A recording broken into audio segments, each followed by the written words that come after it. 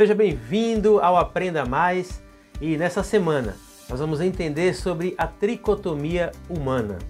Eu sou o Pastor Renato e esse é o seu Aprenda Mais, a sua faculdade em pequenas doses.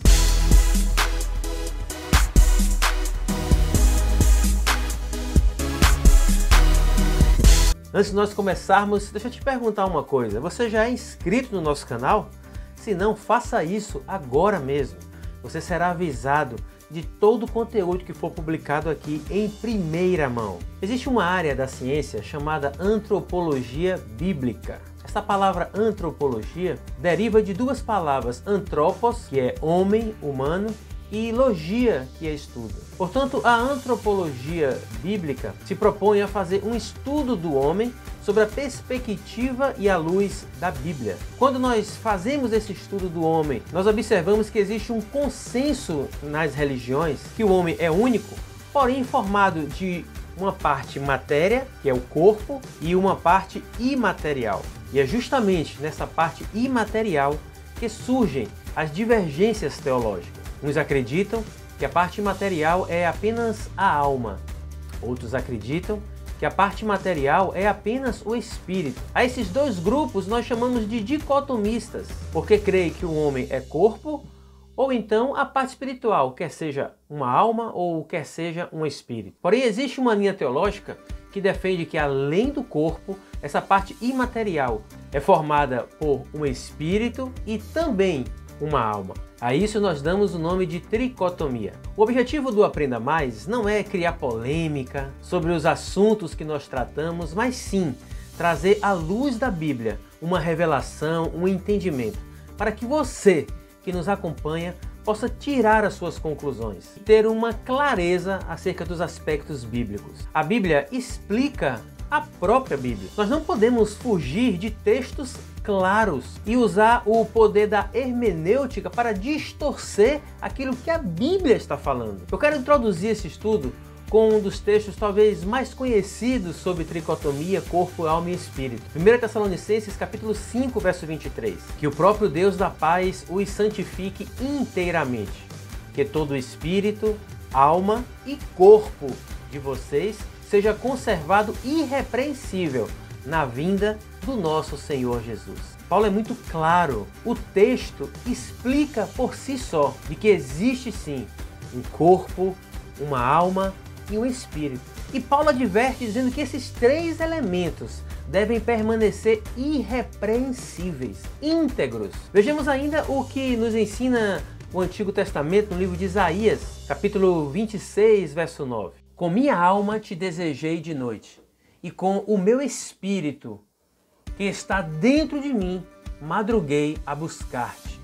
Porque, havendo os teus juízos na terra, os moradores do mundo aprendem justiça.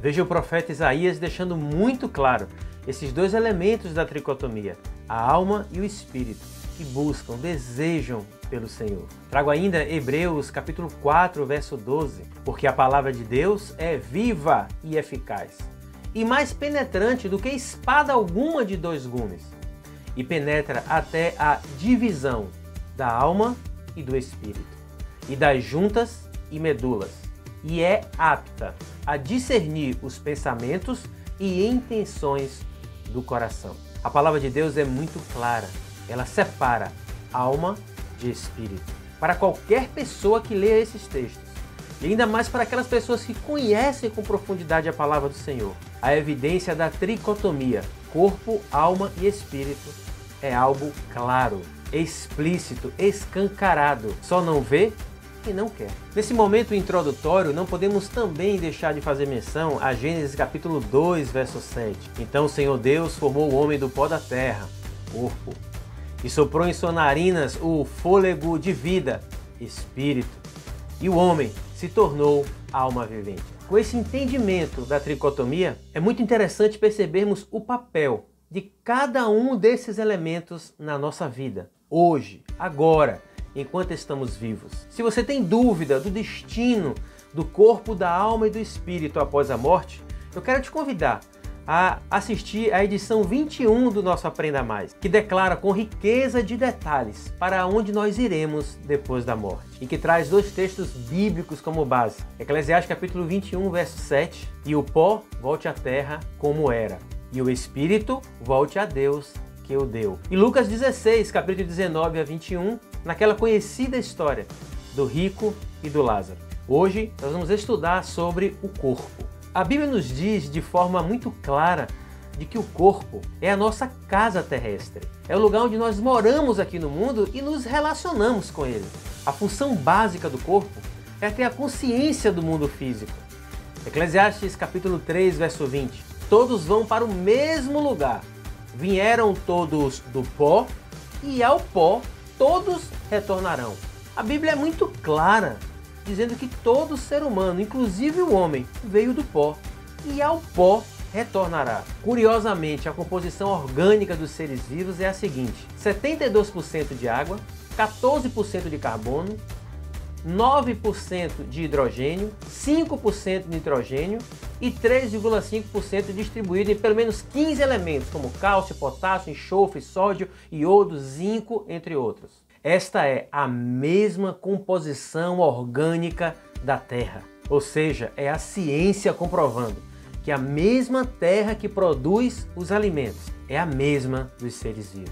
E é claro, do ser humano. Quando nos deparamos com muitos estudos sobre a criação, da origem da vida, deparamos com algo que a Bíblia já nos ensina. O cientista Alexander Graham desenvolveu uma hipótese de que os minerais teriam constituído não somente o suporte, mas também o próprio sistema genético da vida primitiva, que foi posteriormente suplantado por compostos orgânicos. Em sua defesa, ele levantou a capacidade de replicação de superfícies cristalinas, preservando defeitos e irregularidades, e também a complexidade química dos polímeros envolvidos nos processos reprodutivos atuais. É a biologia, comprovando aquilo que a Bíblia já nos ensina desde a criação do mundo. O corpo físico, ele serve como um veículo, tanto para a santidade quanto para o pecado. Em Gênesis capítulo 3, verso 1, nós vemos Satanás usar um corpo, não humano, mas de um animal, mais especificamente uma serpente, para poder se comunicar com Eva e levá-la a pecar. Em contrapartida, Deus precisou também manifestar a sua glória através de um corpo humano, através de Jesus como sendo o nosso Salvador. Filipenses capítulo 2, versos 6 e 8, vamos ver o que é que diz a palavra? Que embora sendo Deus, não considerou que o ser igual a Deus era algo que deveria apegar-se, mas esvaziou-se de si mesmo, vindo a ser servo, tornando semelhante aos homens, e sendo encontrado em forma humana, humilhou-se a si mesmo, e foi obediente até a morte, e morte de cruz. Mas para Deus, querido, o corpo é a morada e a habitação dele, o tabernáculo de carne. 2 Coríntios capítulo 5, verso 7, pois todos nós devemos comparecer perante o tribunal de Cristo, para que cada um receba de acordo com as obras praticadas por meio do corpo, quer sejam boas, quer sejam más. Esse texto deixa claro que o julgamento da igreja será pelos atos que foram praticados através do corpo, que viveu e se manifestou aqui na terra. O nosso corpo, ele tem 5 faculdades. E através dela nós nos relacionamos com o mundo. E é muito importante nesse estudo sobre corpo que a gente avalie e estude cada uma delas. A primeira delas é a visão. É a capacidade que nós temos de visualizar pessoas, objetos. O olho capta essa imagem e envia para o cérebro, para que ele faça o reconhecimento e a interpretação. Daí vem a pergunta: o que é que nós estamos vendo? O que é que nós estamos lendo? O que estamos olhando e observando no nosso dia a dia? Isso tem alimentado a nossa alma e pode gerar coisas boas ou coisas más. Mateus capítulo 6, verso 22. A candeia do corpo são os olhos, de sorte que, se os teus olhos forem bons, todo o corpo terá luz. Mateus 18, 9. E se o teu olho te escandalizar, arranca-o e atira-o para longe de ti. Melhor é entrar na vida com um só olho do que, tendo 2 olhos, ser lançado no fogo do inferno. Veja a importância daquilo que nós vemos, daquilo que nosso corpo está consumindo através do nosso olhar. A segunda faculdade do corpo que nós queremos explorar é a audição, que é a capacidade de ouvir sons, ruídos, barulho, música. Tudo isso proveniente do mundo exterior. O ouvido capta ondas sonoras e também envia para o cérebro, para que ele faça a interpretação daquele som e devolva um comando para o corpo. Romanos capítulo 10, verso 17. De sorte que a fé vem pelo ouvir, e ouvir a palavra de Deus. Eclesiastes capítulo 7, verso 5. Melhor é ouvir a repreensão do sábio do que ouvir alguém a canção do tolo. Veja a importância da audição para fortalecer a nossa fé. Aquilo que nós ouvimos, aquilo que chega ao nosso consciente, pelo corpo, através da audição, faz com que a nossa fé seja fortalecida. E possamos também, através da audição, ser fortalecidos na repreensão, na sabedoria, no entendimento de tudo aquilo que nós ouvimos. Uma terceira faculdade do corpo muito importante é o paladar. Este sentido, esta faculdade permite ao homem sentir o gosto, o sabor de alimentos, bebidas. Na superfície das nossas línguas existem milhares de papilas gustativas. São elas que captam o sabor, o gosto dos alimentos e enviam para o cérebro através de milhões de neurônios, e ele também avalia isso e dá uma resposta para o corpo. Como é bom apreciar um alimento, uma bebida que é gostosa. Um dos últimos pedidos de Isaac foi saborear um guisado. Gênesis capítulo 27, 4. E faze-me um guisado saboroso como eu gosto, e trazemo-lo para que eu coma, para que a minha alma te abençoe antes que morra. Provérbios 23, 21. Quem só come e bebe o dia inteiro, o fim é pobreza e miséria. Porque o beberrão e o comilão acabarão na pobreza, e a sonolência os faz vestir-se de trapos. Você escolhe usar essa faculdade do paladar para ter prazer, gosto com alimento, com bebidas que são saudáveis, ou exagerar através do pecado da gula, da bebedice, e com isso matar, sacrificar o nosso corpo físico. Nós temos uma quarta faculdade do corpo muito importante, que é o tato. É o sentido que permite o ser humano, o corpo, a sentir o mundo exterior através do toque. Embaixo da pele existem muitos neurônios sensoriais. Quando essa informação chega no cérebro, uma reação é devolvida para o corpo, com base numa necessidade, numa vontade. Quando a gente fala de tato, a gente lembra toque, abraço, beijo, um afeto. Coisas talvez que numa época de pandemia como nós estamos vivendo, estamos tão privados, não é? Mas também o tato tem uma função de bater, pancar, machucar, brigar. De que forma estamos usando essa faculdade do corpo que o Senhor nos deu? Mateus capítulo 5, desde o verso 25 ao 34, nós vemos a história de uma mulher que estava buscando chegar perto de Jesus. E ela tinha uma certeza no seu coração dizendo: se eu apenas te tocar, eu serei curado.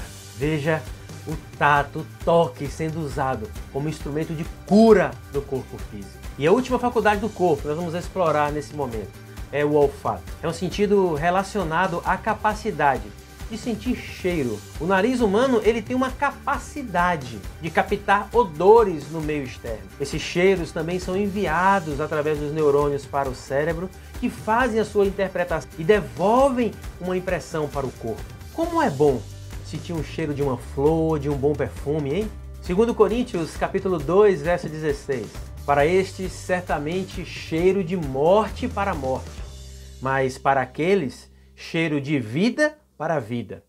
E para estas coisas, quem é o idôneo? 2 Coríntios 2,15 nos ensina ainda a palavra do Senhor. Porque para Deus somos o bom perfume de Cristo. Ai, querido, precisamos exalar este bom perfume. Exalar perfume de vida para tocar, impactar pessoas através daquilo que nós carregamos. Nós precisamos ter esse entendimento de que o corpo carrega essas 5 faculdades e nós precisamos usá-las para proclamar, glorificar ao nosso Senhor Jesus aqui na terra. Hoje nós ficamos por aqui e amanhã nós vamos seguir o nosso estudo sobre tricotomia, entendendo o papel do espírito na natureza humana.